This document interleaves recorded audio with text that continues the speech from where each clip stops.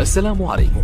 لا تنسوا الاعجاب بالفيديو والاشتراك في القناة تشجيعا لنا لنستمر بنشر المزيد ان شاء الله. السلام عليكم. السهرة الساخنة في فيلا بيلار تتسبب في أزمة بالجملة. أثار نجوم المنتخب الأرجنتيني الجدل بسبب حفل ساخن أقيم في فيلا بيلار تواجد فيها عدد من عائدات الأزياء والمؤثرات، الأمر الذي تسبب في أزمة كبيرة.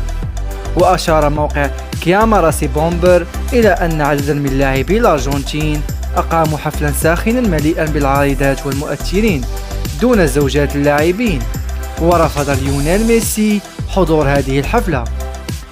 وأضاف الموقع أن ميسي رفض الحفلة لأنها أقيمت بعد الهزيمة أمام الأوروغواي بتصفيات كأس العالم.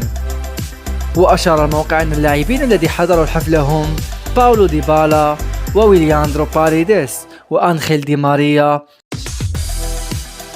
ولكن كاميلا جالانتي شريكة باريديس دافعت عن زوجها، وقالت كاميلا: أنا أثق في زوجي، وإذ كان علي أن أدافع عنه فسوف أفعل هذا.